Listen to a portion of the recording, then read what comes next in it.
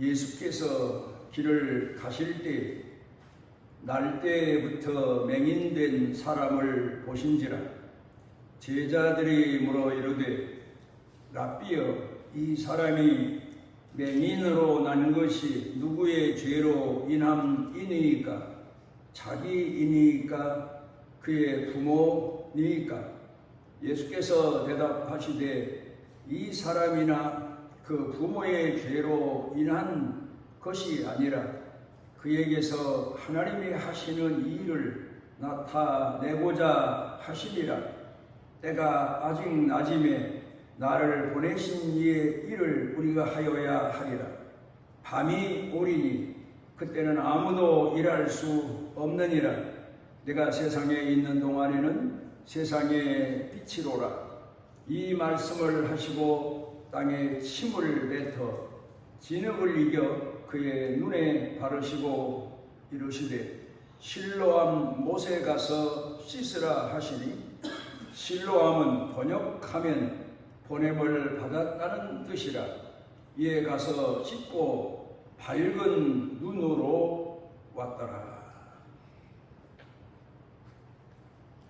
우리들이 고난에 대해서 말을 할 때 많이 하는 이야기가 아마도 애매한 고난이라는 말일 겁니다.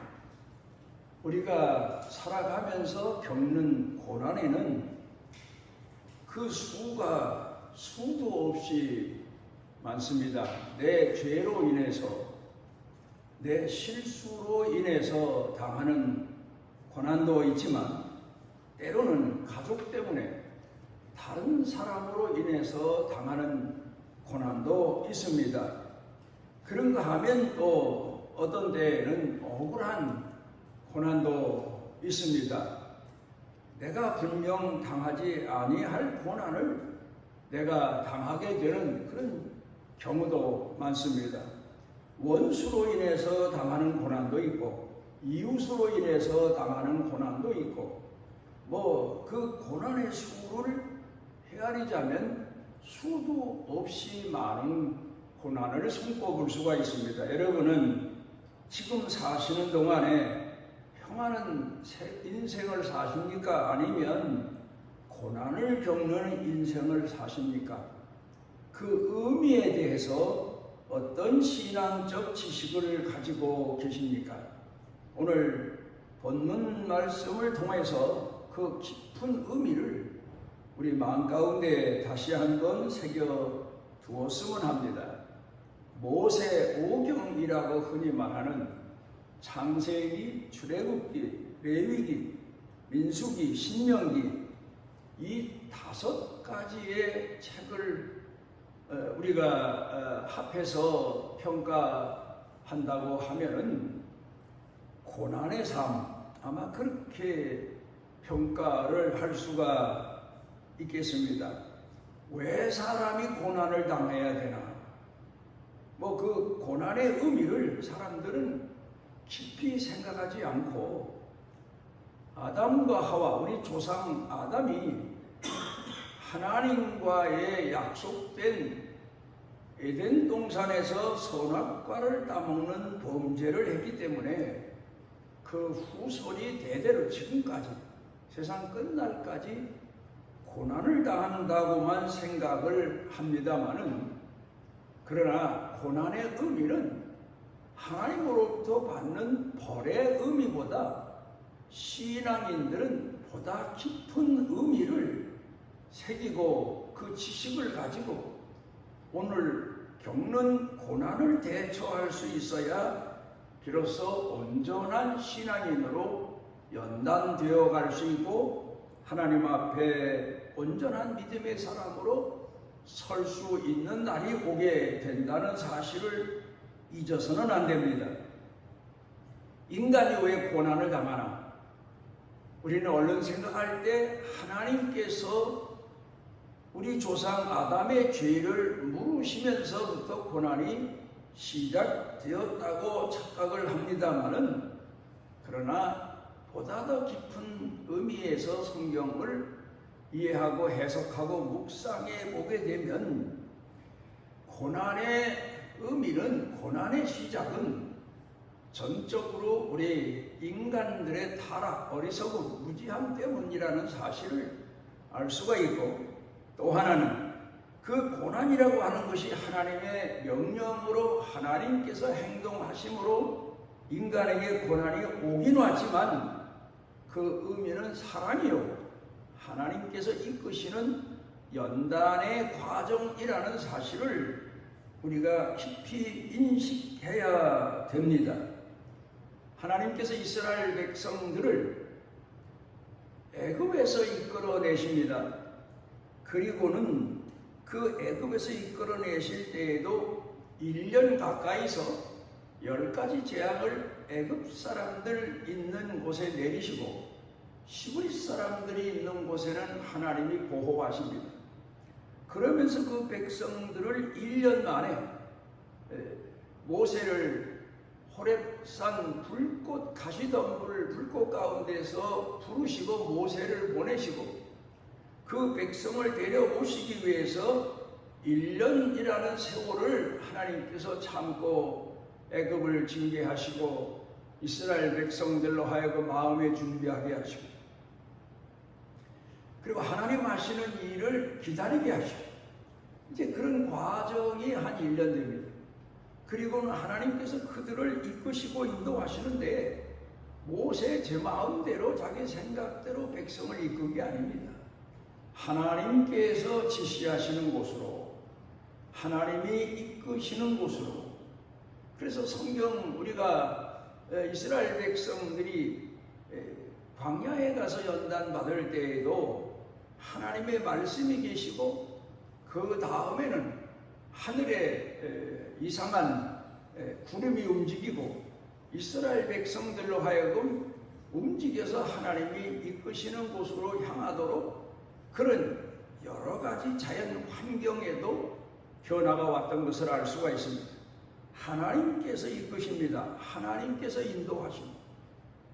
그런데 이 백성들이 홍해바다 앞에 와서, 그리고는 거기서 큰 절망감에 빠지는 사건에 부딪히게 되는데, 그럼에도 그때 하나님께서 원하셨던 것은 하나님이 인도하신다 하는 사실을 이스라엘 백성들이 믿고 하나님 앞에 기도하며 하나님이 그들을 구원해 주시고 인도해 주셨으니 이제도 하나님이 이끌어 주시리라고 하는 믿음을 가지고 기다리는 훈련을 하게 하신 겁니다. 기적적으로 홍해바다를 육지처럼 건너고, 그리고는 하나님께서 이스라엘 백성들을 광야길로 이끌어 인도하십니다. 성경학자들 말에 의하면 홍해바다를 건너지 않고 그냥 하나님께서 이스라엘 백성을 가나안 땅 약속의 땅으로 이끌어 인도하셨으면 아무리 더디게 가도 일주일 내지 열흘이면 도착할 수 있는 곳을 하나님은 그 길로 인도하지 않으시고 이스라엘 백성을 광야길로 인도하셨다는 점에 대해서 여러 가지로 설명을 합니다. 그런데 하나님은 이스라엘 백성들 노예에서 해방된 사람들이긴 하지만 사실 그들의 의식은 아직도 노예적인 의식이 있고 체질은 노예 체질 그대로였던 것을 알 수가 있습니다. 그런 사람들을 선민이라고 해서 이끌어서 그 약속의 땅, 가나안 땅에 들여보내시면 그들이 과연 그 안에서 선민으로 하나님을 공경하며 신앙생활 잘했을까? 아마 우리 생각에는 연단되고 훈련되지 않은 사람들이 그 가나안 땅에 일찌감치 들어가서 선민으로 하나님을 제대로 공경하며 살 리가 없습니다. 그렇지 않아도 광야에 가서 연단 받을 때도 수도 없이 애굽으로 돌아가자는 사람들이 많았고 그 일로 인해서 하나님께서 노하셔서 징계까지 하시면서 그 백성을 이끌어 인도하심에도 불구하고 하나님 앞에 제대로 훈련받은 사람들이 그렇게 많지가 않았습니다. 왜 하나님은 이스라엘 백성들을 고난의 연속인 고난의 땅, 광야의 땅으로 인도하셨습니까? 그들은 거기 가서 신앙 훈련만 우리는 받았으리라고 생각이 됩니다마는 그 이스라엘 백성들이 애굽에서 나와서 광야에 들어가서 40여 년 동안 산 생활을 우리가 한마디로 말하면 신앙의 훈련 과정이었습니다. 그들은 그곳에 들어가서 가정생활도 해야 되고 신앙생활도 해야 되고 생계 문제도 있고 자녀도 낳아 길러야 되고 이런 여러 가지 복잡한 우리네가 오늘 겪고 있는 과정을 그대로 다 겪으면서 살았어야 했습니다. 그런데도 가장 중요한 것은 신앙의 훈련입니다. 집중적으로 신앙의 훈련을 받는 겁니다. 순종의 훈련을 받는 겁니다. 능하신 여호와의 백성 선민으로 훈련을 받는 겁니다. 우리는 하나님 말씀에 반항하고 불순종하는 것보다야 순종하는 게 낫지만 순종자는 무능자가 아닙니다. 순종자는 쓸모없이 된 인간이 어쩔 수 없어서 할 수 없이 하나님 말씀에 순종하는 길 외에는 다른 방법이 없어서 그래서 순종하는 게 순종인 줄 알지만 아닙니다. 인간에게는 항상 선택의 의지가 주어졌고 선택함으로 인해서 하나님의 뜻을 이루어 가게 되는데 하나님이 이스라엘 백성들을 광야에서 훈련 연단시키신 걸 보게 되면 그냥 코를 뚫고 멍에를 메우고 억지로 마지못해서 주인의 채찍이 두려워서 짐을 끄는 짐승들처럼 훈련시킨 게 아닙니다. 강하고 능하신 여호와의 말씀에 그들을 스스로가 자원해서 충성된 신앙인이 되도록 하나님의 훈련을 시키셨습니다. 광야라고 하는 것은 먹고 살기가 불가능 거의 하다시피 한 곳입니다. 그곳에서 가족들 먹여 살려야 되고 또 자녀들 키워야 되고 자기 직업에 종사해야 되고 오늘 우리에게 역시 마찬가지입니다. 그럼에도 하나님은 오늘이나 그때나 우리들에게 하나님이 원하시는 선하신 뜻은 신앙인으로의 훈련입니다. 순종자요, 충성자요, 용맹스러운 하나님의 사람이요. 그러면서도 하나님의 뜻을 이루기 위해서 그 말씀에 순종하고 끝까지 주 앞에서 겸손한 신앙인으로 훈련받는 거였습니다. 왜 그랬습니까? 그건 바로 이스라엘 백성들이 장차 40년의 훈련 기간이 끝나면 가나안 땅에 들어가서 가나안 땅을 정복하고 들어가서 그 땅에서 선민으로 살아갈 수 있게 되기 위한 훈련입니다. 신학자들은 그렇게 말합니다. 우리 예수 믿는 사람들이 이 땅에 사는 기간은 훈련의 기간이다.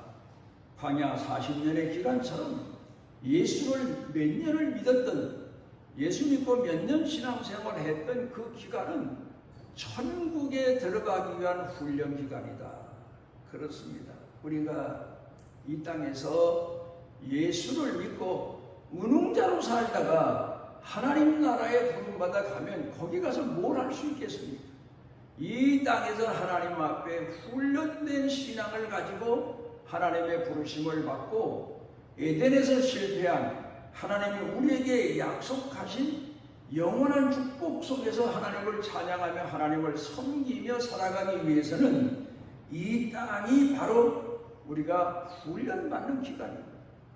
그러니까 그 훈련 연단의 과정은 때로는 비천하게도 하시고 때로는 가난하게도 하시고 때로는 병약하게도 하시고 때로는 우리로 하여금 혼자 걸어도 보게 하시고 또 우리가 환난과 어려운 역경을 당할 때 건져내시며 하나님의 구원의 손길에 감사 감동하게도 하시고 이런 수도 없는 과정을 겪는데 여러분 교육생들이 교육을 받을 때 그 프로그램은 교육을 주최한 곳에서 만든 것입니다. 그런 것처럼 하나님께서 우리를 이 땅에서 훈련시키시는 모든 과정 때로는 성공도 하고 때로는 실패도 하고 때로는 누명도 쓰고 때로는 꾸지 않은 것도 물어주고 때로는 애매한 고난도 당하고 타고난 고난도 있고 뭐 이런 고난의 과정을 우리가 거치는 그 자체가 하나님이 우리는 훈련시키시는 겁니다. 오늘 성경 본문에 나오는 맹인의 얘기가 타고난 고난으로부터 시작돼서 예수님 앞에 훈련받는 과정, 고난의 과정 얘기가 아주 자세하게 기록이 돼 있습니다. 그런데 우리가 이 점에 대해서 하나님은 그러면 하늘 보좌에서 편안하게 천사들의 찬양만 받으시고 계시고 우리만 이 땅에서 하나님 백성 되기 위해서 고난당하느냐 하면 출애굽기에 가서 보게 되면 창세기에도 물론 그렇습니다. 아담과 하와가 선악과를 따먹고는 부끄러워서 나무잎을 따서 옷을 만들어 부끄러움을 가리고 다닐 때 그 아담과 하와를 찾아오신 하나님은 그냥 오신 게 아닙니다.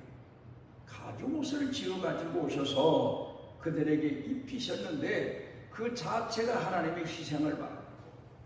어린 양의 희생을 말합니다. 성경학자들은 그 가죽옷이 양의 가죽옷일 것이다. 그 사실을 크게 믿고 굳게 믿고 하나님 앞에 양 제물을 드려 제사한 사람이 아벨이다. 그렇게 설명하기도 합니다. 그런가 하면 하나님이 애굽에서 고통당하는 시므리 백성을 구원하시기 위해서 이 땅에 오실 때 그냥 길 가는 모세를 부르셨다든가 잠자는 모세를 부르셨다든가 무슨 대중 앞에 서 있는 모세에게 하나님의 신이 임하신 게 아니고 그가 광야에서 잃어버린 장인의 양을 찾아 이리저리 헤매는데 가시덤불이 하나 큰 게 있는데 불이 붙었어요. 그런데 보통 가시덤불에 불이 붙으면 훅 하고 타면 얼마 안 가서 재가 되고 마는데 불은 붙었는데 그 가시덤불이 그냥 있는 거예요. 이상하다. 이런 일이 있을 수 있을까 하고 가까이 그 앞에 나갔더니 하나님께서 모세야 모세야 부르시고 왜 가시덤불 불꽃 가운데 하나님이 오셨을까?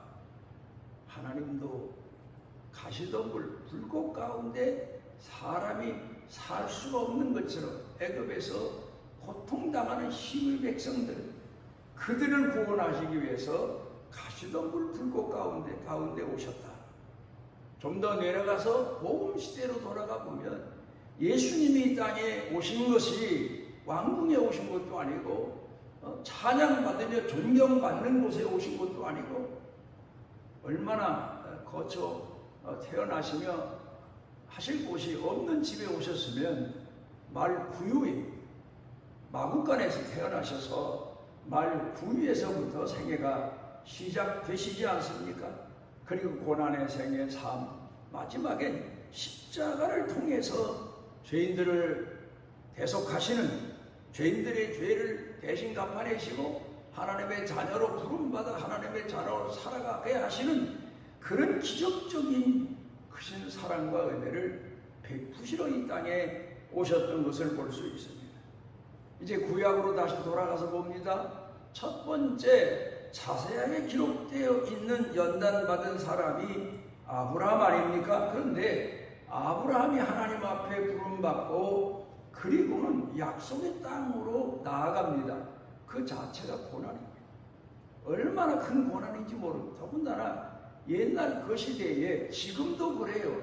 남의 나라에 가서 산다는 게 얼마나 힘듭니까? 그런데 다른 종족들이 사는 곳 생명의 위험이 하루에도 몇 번씩 있는 곳입니다. 그곳에 가서 양을 키운들 농사를 짓든 그 땅 주인이 내 거라 하면 그냥 뺏기는 판입니다.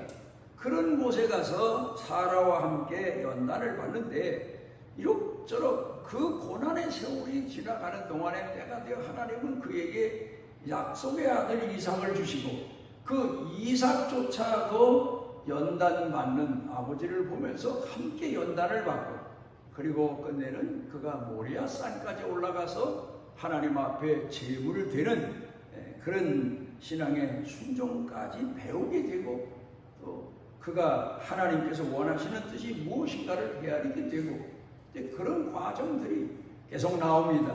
뭐 이삭만 그랬겠습니까? 야곱의 과정도 그렇고 요셉의 과정도 그렇고 보통 사람들이 사회생활하는 거하고는 전혀 다른 그런 고난의 과정을 거치면서 하나님의 사람으로 연단되어 가는 것을 보게 됩니다. 그 다음에 또 자세하게 하나님 앞에 부름받아 연단된 사람의 기록이 노아입니다.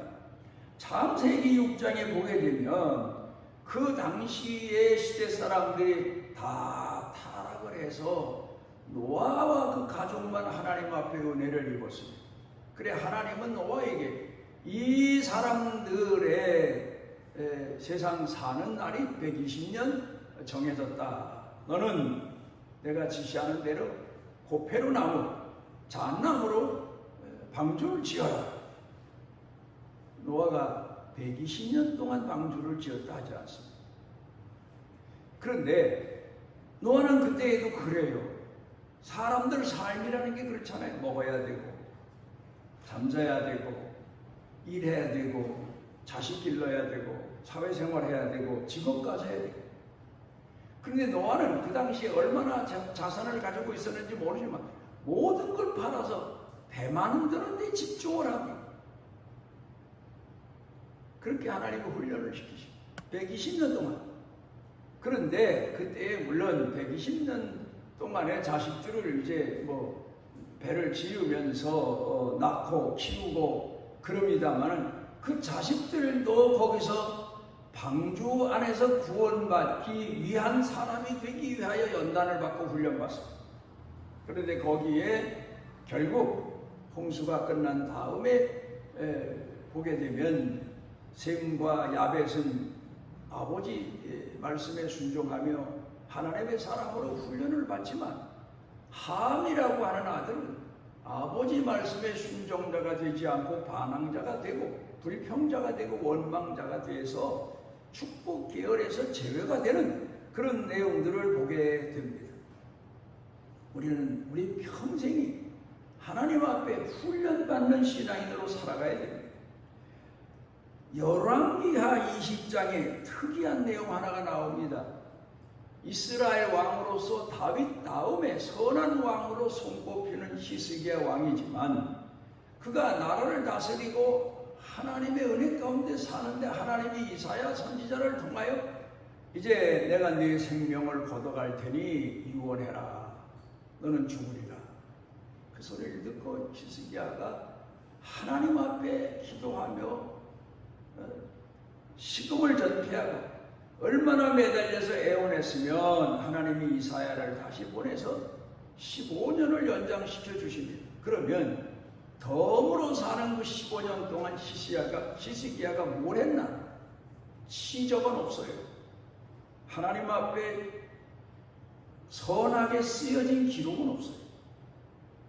두 가지 큰 실책이 나옵니다. 15년 연장시켜서 두 인생을 사는데 그가 저지른 죄가 두 가지가 있습니다. 하나는 바벨론 왕이 히스기야 왕이 병들었다는 소식을 듣고는 물론 위로하기 위해서 보냈다기보다는 그 나라를 정탐하기 위한 겸사겸사 사신을 보냅니다. 그런데 히스기야 왕이 그 바벨론 왕이 보낸 사신들에게 자기 나라에 하나님이 주셔서 풍성한 무기고부터 식량고 모든 자기 왕국에서 가지고 있고 나라에서 가지고 있는 것을 자랑 삼아 보이지 아니한 것이 없습니다. 그 다음에 그 바벨론 신하들이 돌아갔을 때 이사야를 통하여 하나님이 히스기야에게 문책하십니다. 네가 큰 잘못을 저질렀다. 앞으로 내 후손들이 바벨론의 포로로 끌어갈 거고 내가 자랑 삼아 보여주었던 자랑했던 이 모든 게 다 바벨론 땅으로 옮겨가리라. 15년을 살지 말걸. 더 살려달라고 애원하지 말고 너 죽을 테니까 유언해라 할 때 유언하고 죽었으면 히스기야말로 다윗만큼 훌륭한 왕으로 치적을 남길 수 있었는데 그만 큰 잘못을 저지르고 그 다음에 히스기야 왕이 죽은 다음에 그 왕의 뒤를 이은 아들이 므낫세입니다. 이스라엘 왕 중에서 제일 악한 왕이에요. 유다 왕 중에서. 그러면 자, 히스기야가 15년을 살았습니다. 그러면 하나님께서 더 살려주신 지 3년 만에 그 아들을 얻었습니다. 그리고 히스기야 죽을 때 그 아들이 12살이었습니다. 그러면 덤으로 살고 하나님의 긍휼 속에 살게 됐으면 자식 교육도 철저히 하고 자기 아내들 교육도 철저히 했어야 되는데 이 히스기야는 덤으로 산 인생을 연단받으며 훈련받으며 순종받는 신앙인으로 살지 않고 엉망으로 살았던 것 같습니다.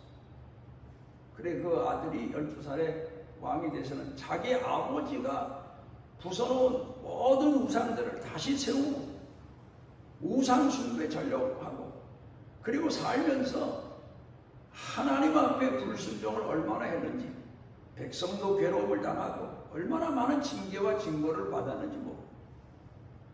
여러분 우리의 삶의 과정은 하나님 앞에 연단받는 신앙인임을 잊어서는 안 됩니다. 내가 몇 년을 신앙생활 잘하고 충성하고 지금까지 헌신했던 대부분 나이가 든 분들은 내가 이제 지금까지 이만큼 교회 충성도 하고 헌신했으니 남은 여생은 편안히 여생이나 즐기다가 하나님 부르시면 가리라. 착각입니다. 우리는 끝까지 몇 년을 살든 몇 년을 부름받아 살든 연단의 생을 살고 있고 하나님의 사람으로 훈련받고 있는 사람임을 잊어서는 안 돼요. 이제 본문으로 돌아갑니다.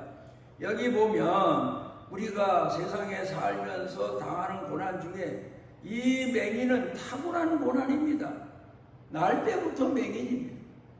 그리고 자라면서도 너무 가난하니까 해먹을 게 없으니까 구걸하는 맹인인데 사람들로부터 조롱과 얼마나 멸시를 받습니까? 그렇게 자랍니다. 천대와 멸시, 차라리 짐승만도 못한 멸시와 천대를 받아가며 삽니다.